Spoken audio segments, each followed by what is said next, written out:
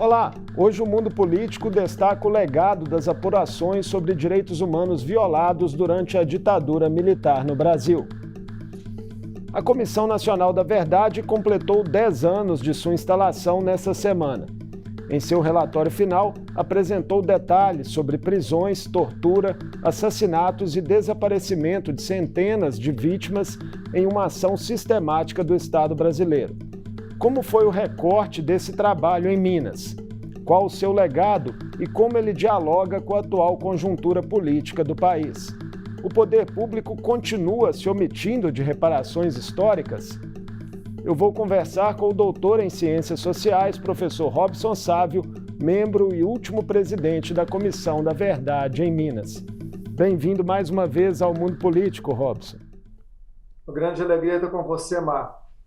Robson, quando a Comissão Nacional da Verdade foi instalada lá em maio de 2012, qual era o contexto que permitiu que uma medida como essa fosse levada a cabo já com enorme atraso temporal em relação ao objeto que se propunha? De fato, Marco, nós conseguimos instalar uma Comissão da Verdade no Brasil praticamente depois de 27 anos, né, do processo de abertura democrática, né? Nós tivemos uma série de dificuldades, estou falando nós enquanto sociedade, né? De fato, na perspectiva de se processar aquilo que aconteceu em vários países que tiveram regimes ditatoriais, né, que é uma apuração dos fatos ocorridos nesse período em três perspectivas, né? Uma perspectiva de memória, em relação a uma reverência àqueles que foram, aqueles e aquelas que foram vítimas da violência estatal, né? A ideia também de verdade, trazer à tona os fatos, né, que ocorreram nesses períodos, e, por fim, a ideia de uma justiça de transição, inclusive na perspectiva de punição daqueles que cometeram graves violações dos direitos humanos. Acontece que no Brasil nós tivemos uma lei da anistia de 1979, que praticamente julgou a pá de cal em tudo que aconteceu durante o período da ditadura, né? Desde então, mesmo depois do processo de redemocratização nos governos eleitos, uma pressão muito grande de setores da sociedade mesmo, dos segmentos militares, das Forças Armadas, para que nada sobre aquele período pudesse ser objeto de uma espécie de releitura, né?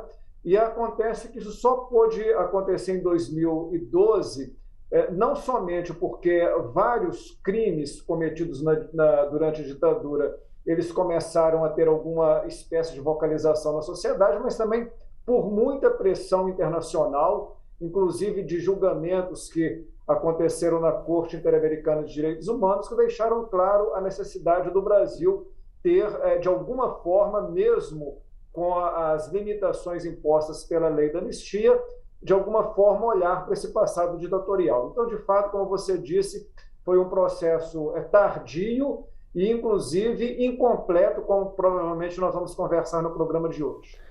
E houve, na época, Robson, falando em pressões, também pressões contrárias à instalação da comissão? Não, sem dúvida. Este, inclusive, talvez é uma das questões que mais merecem a atenção de todos nós, né? Inclusive no presente.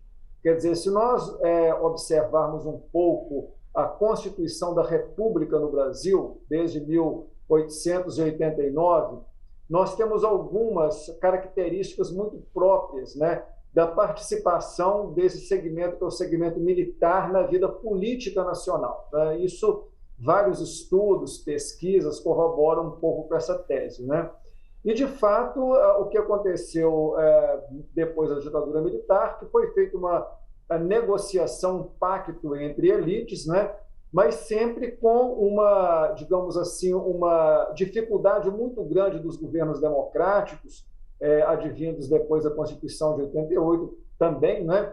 De implementarem ações que pudessem realmente rever o que aconteceu no período da ditadura. Então, sempre houve uma relação com o segmento militar, principalmente com as Forças Armadas, uma relação, digamos assim, dos governos civis de algum nível de leniência e uma pouca vontade política de se tratar dessa questão de uma maneira mais de Estado, né, e menos de governo, por assim dizer.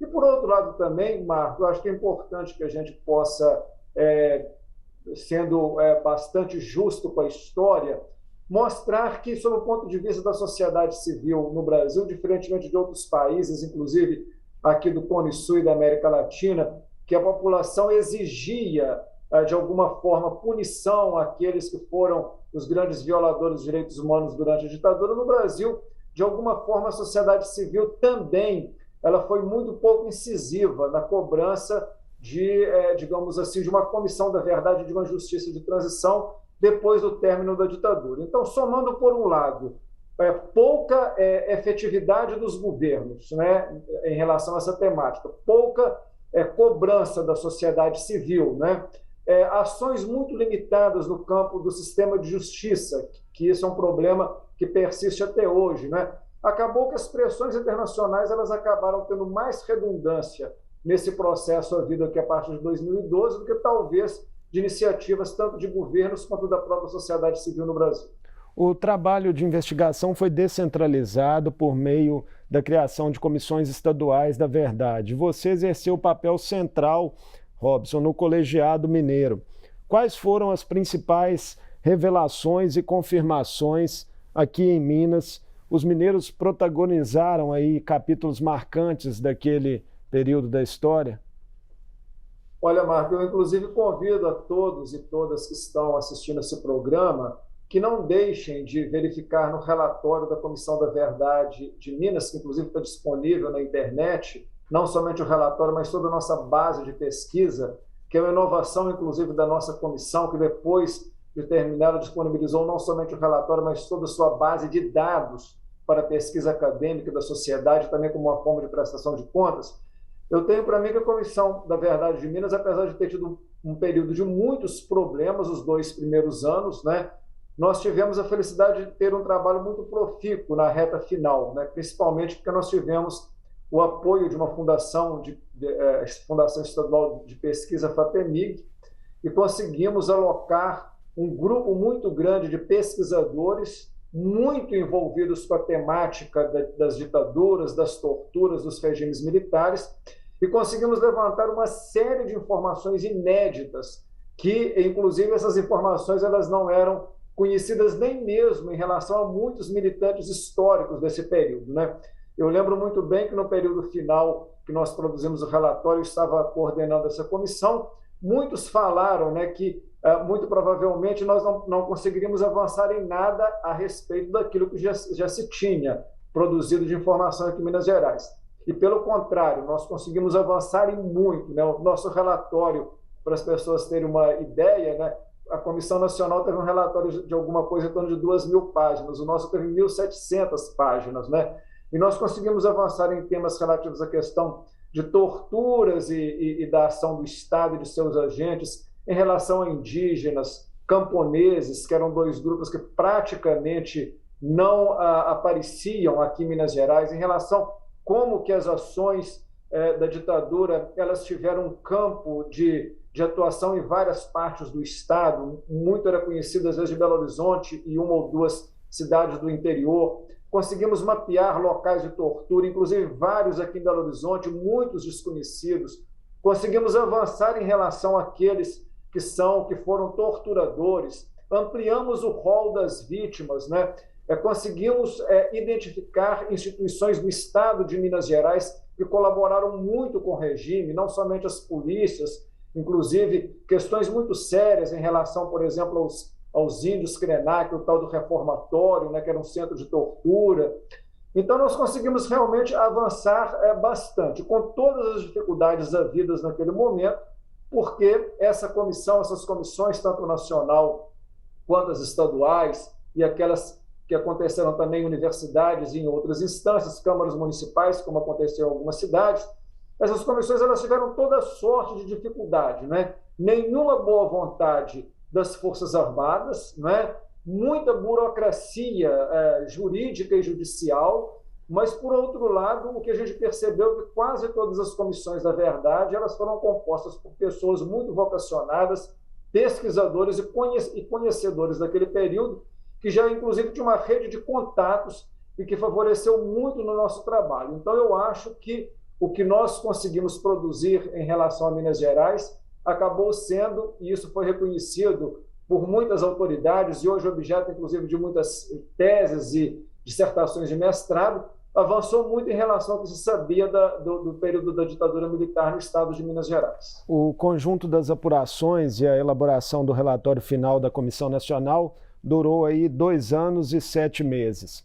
Quais os principais legados desse esforço para o país, em que pese todas as dificuldades que você já relatou? Bom, eu penso que a primeira questão fundamental que eu acho que nós precisamos de pensar, né, é que conhecer a história, né, e a história contada por vários atores é fundamental para que erros cometidos no passado eles não voltem a ser cometidos. Então, isso é uma questão fundamental relacionada à ideia de memória, né? Um povo que não conhece a sua própria história, ele acaba sendo vítima de erros, né, e de problemas havidos no passado, né?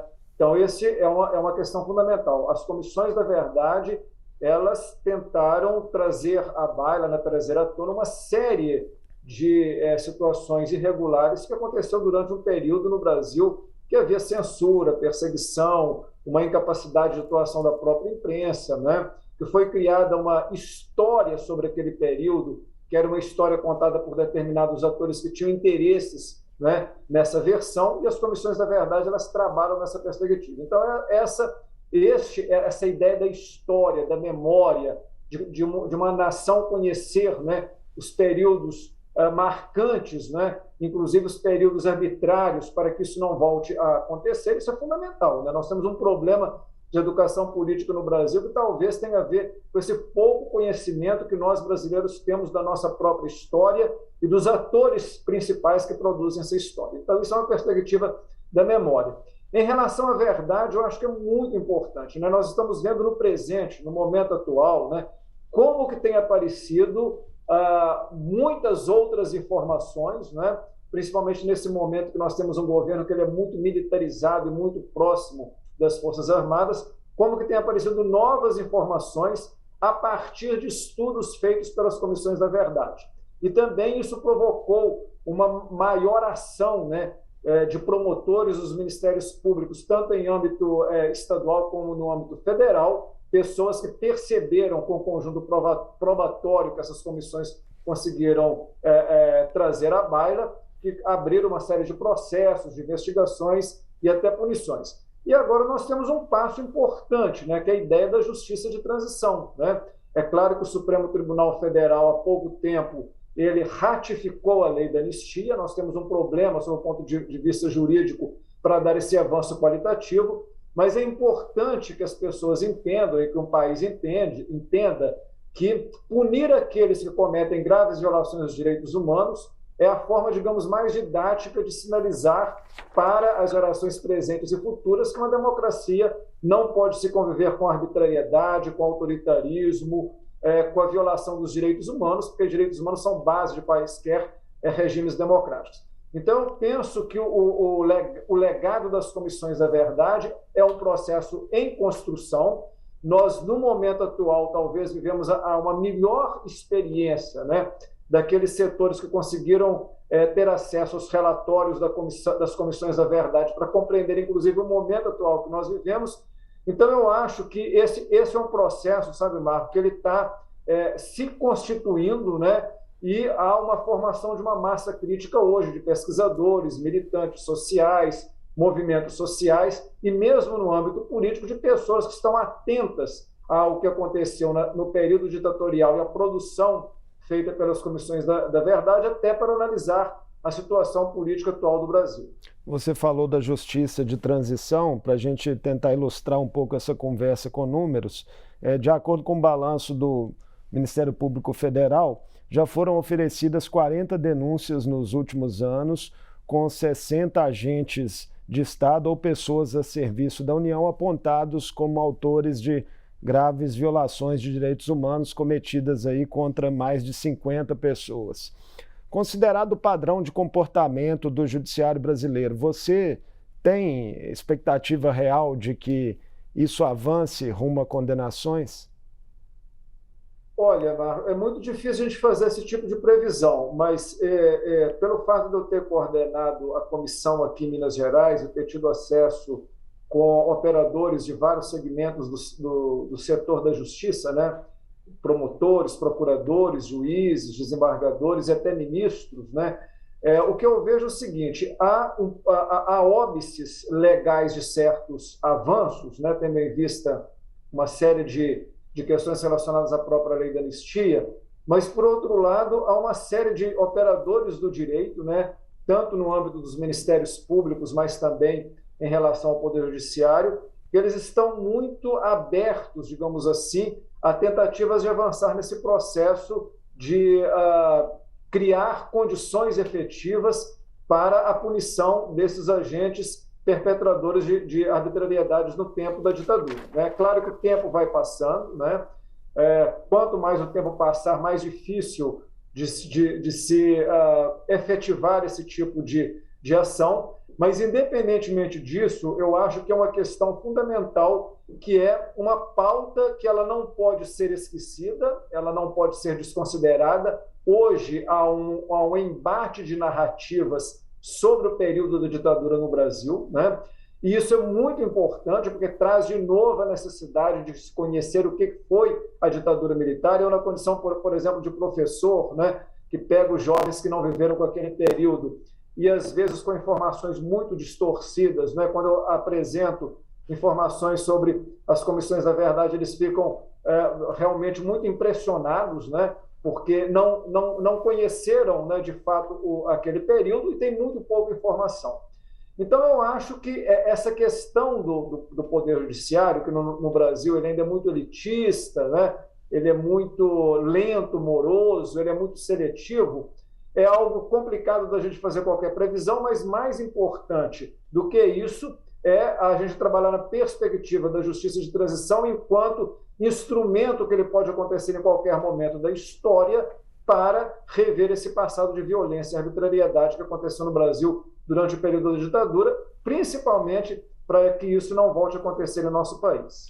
Robson, a recente revelação de gravações de sessões secretas do Superior Tribunal Militar, realizadas a partir de 74, fortaleceu a conclusão da comissão de que a tortura praticada contra presos políticos durante a ditadura militar no Brasil era, de fato, uma prática institucionalizada? Interessante, né, Marco, e para todos que estão nos acompanhando, é que nós temos, né, tanto na Comissão Nacional da Verdade quanto nas comissões locais, como, por exemplo, na comissão que houve aqui em Minas Gerais, nós temos uma série de documentos probatórios da prática sistemática da tortura por agentes do Estado em vários locais do Estado, que vão desde delegacias, prisões, unidades hospitalares e outros, né? Só que isso parece que quando esses áudios eles vieram à tona, para muita gente parecia uma grande novidade, né? Eu acho que esses áudios, no momento que eles foram divulgados agora, isso é muito importante porque eles corroboram a um conjunto probatório documental farto que está à disposição do Poder Judiciário, né, e da sociedade também, né? Quer dizer, isso para nós não foi nenhuma novidade, porque nos nossos documentos, tanto da Comissão Nacional quanto das comissões locais, eles têm provas robustas da prática sistemática de tortura por agentes do Estado no Brasil, né? Os áudios, e é interessante, né, porque, como diz aquele ditado popular, o crime perfeito ele não existe, né? Quando você tem áudios que foram revelados, né, em sessões do Superior Tribunal Militar, né, no Brasil, porque não foram destruídos, e muitos documentos que as comissões da verdade acabaram tendo acesso foi porque eles também não foram destruídos. Vou dar um exemplo aqui de Minas Gerais, né? Havia um conjunto de fichas e microfilmes do DOPS de Minas Gerais que eles foram, num determinado momento, lançados fora para serem queimados, e se conseguiu localizar esse material, ter acesso a esse material e remicrofilmar esse material, uma série de informações, né?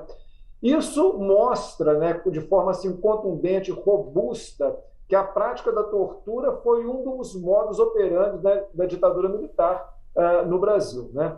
E o fato disso ter sido noticiado nesse momento agora, eu acho que soma-se a esse conjunto probatório extenso, que é tanto da Comissão Nacional quanto das outras comissões, para deixar claro que essa prática da tortura não é simplesmente uma narrativa produzida por algumas vítimas, né? Mas é, de fato, um modo de operação de um regime totalitário, como aconteceu no Brasil durante a ditadura. Uma das recomendações, Robson, né, da Comissão Nacional da Verdade ao seu término era de que as Forças Armadas, de fato, reconhecessem, né, a prática de torturas em instituições mantidas pelo regime militar. Como você encara o fato de, no Brasil atual, né, anos depois, autoridades militares ainda celebrarem em 31 de março o golpe que desencadeou a ditadura no país? É lamentável, né, Marcos?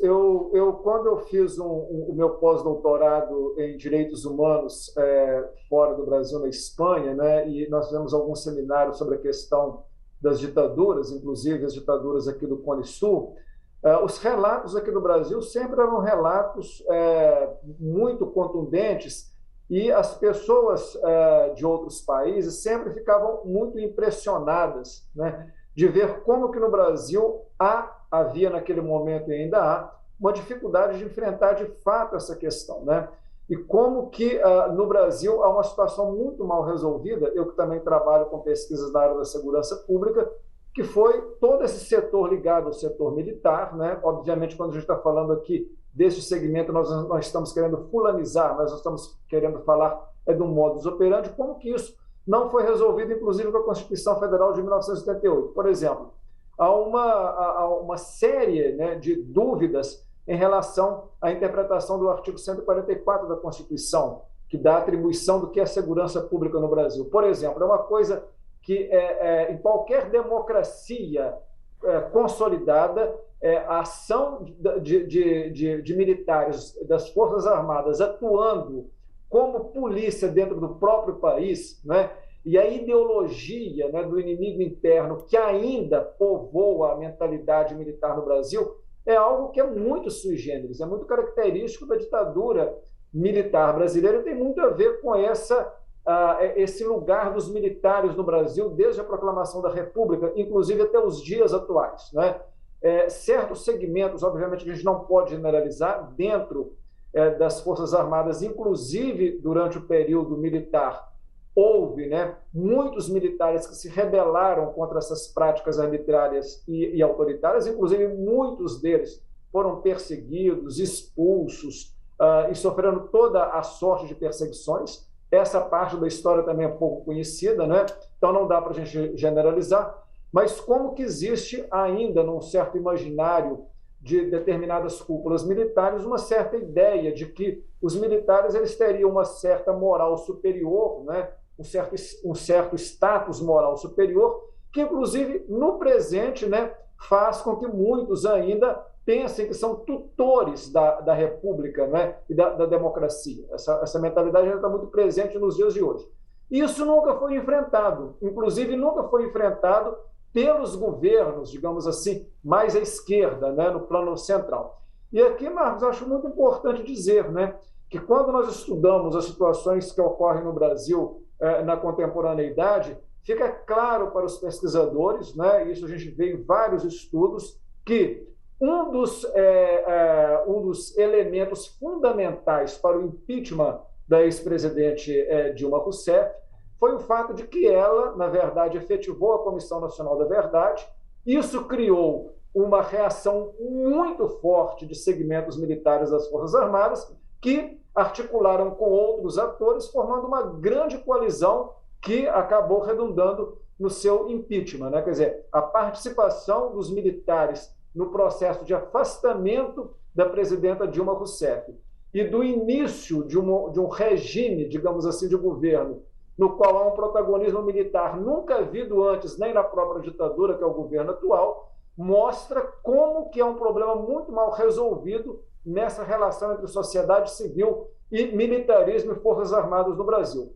E não é possível falar numa democracia que ela é controlada, tutelada ou chantageada por militares, né? Militares, eles existem em qualquer nação e a função é clara, é fundamentalmente proteger a nação contra o inimigo interno. E no Brasil, até hoje, parte das Forças Armadas e de segmentos das Forças Armadas ainda tem uma ideia de que o inimigo é interno, né? As Forças Armadas existem para proteger a nação do inimigo externo. E no Brasil, essa mentalidade do inimigo interno ainda prevalece em segmentos das Forças Armadas. Então, eu diria que não é possível nós termos um avanço qualitativo da nossa democracia enquanto não se resolver com clareza qual que é o lugar do militarismo e fundamentalmente das Forças Armadas dentro do arranjo democrático brasileiro.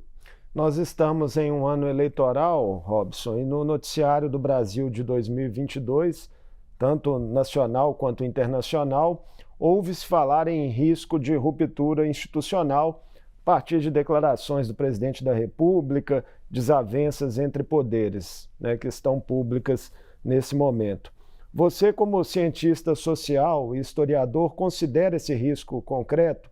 O quão sólida está a nossa democracia? Olha, Marco, eu acho que nós precisamos de ser, assim, primeiro, sob o ponto de vista intelectual, honestos, né? Quer dizer, é claro que nós estamos vivendo uma situação democrática no Brasil nos últimos tempos que ela é questionada sobre vários aspectos, né? Primeiro, o fato de o chefe de governo e de Estado, né, ele, o tempo todo, dizer-se aliado das Forças Armadas e afrontar os demais poderes constituídos, né, principalmente o poder judiciário. O fato de que você tem, como nunca teve nem no regime militar, uma presença extensa de militares, inclusive da ativa, em vários postos do governo. E mais do que isso, a participação política de militares da ativa em outros segmentos, como, por exemplo, está acontecendo na questão eleitoral no Brasil atualmente. Quer dizer, existem sinais claros vindos da caserna, né, de que, eventualmente, a parte das Forças Armadas poderão ir na toada do presidente, por exemplo, de questionar e não validar o processo eleitoral como se isso fosse função das Forças Armadas. Isso não está na Constituição, né? Não há nenhuma regra, sob o ponto de vista constitucional e democrático, que faz com que Forças Armadas validem processos eleitorais. Isso está posto e parece que, de alguma forma, quase que naturalizado, inclusive sob o ponto de vista do debate público brasileiro. Então, realmente, eu tenho assim bastante ansiedade por dizer como será esse processo eleitoral. Primeiro, porque é um processo eleitoral que ele está extremamente violento, né, em termos, inclusive, de ameaças, né, ameaças reais e ameaças simbólicas. Muitas dessas ameaças associam o poder das armas, né, que deveria se impor ao poder civil, né, e às regras do jogo democrático. E aí o poder das armas em vários sentidos, né? Não é à toa que há uma política de armamento da população em torno de uma pseudo-defesa da democracia. Mas há, por outro lado, uma ideia de que aqueles que detêm as armas, é que são responsáveis, digamos assim, pelo resguardo da própria democracia. Então, nós estamos num momento extremamente perigoso, porque isso não é comum em regimes democráticos, nos quais, né, o papel dos militares e das Forças Armadas, especificamente, não tem nada a ver com o mundo da política, com o mundo, digamos assim, dos poderes. Forças Armadas não são poderes da República, né? São agências do Estado com função muito específica.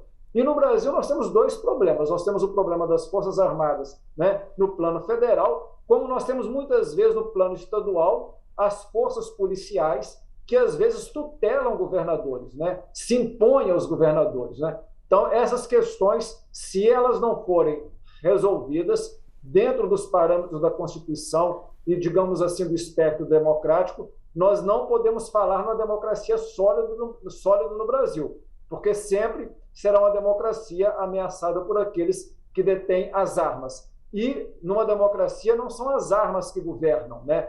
O que governa a democracia é a política feita nos âmbitos da Constituição e na relação harmoniosa entre os poderes, dos quais não pertencem as Forças Armadas e dos quais o segmento militar tem uma função muito específica. Robson, muito obrigado por mais uma conversa importante conosco aqui no Mundo Político. Grande abraço para você e para todos os telespectadores. Um abraço. Eu conversei com o doutor em Ciências Sociais, Robson Sávio. Falamos sobre o legado da Comissão Nacional da Verdade, que completou essa semana 10 anos de instalação. As principais revelações, os desafios persistentes de reparação e de como eles se relacionam com o atual contexto político do Brasil. O Mundo Político fica por aqui. Obrigado por nos acompanhar e até o próximo programa.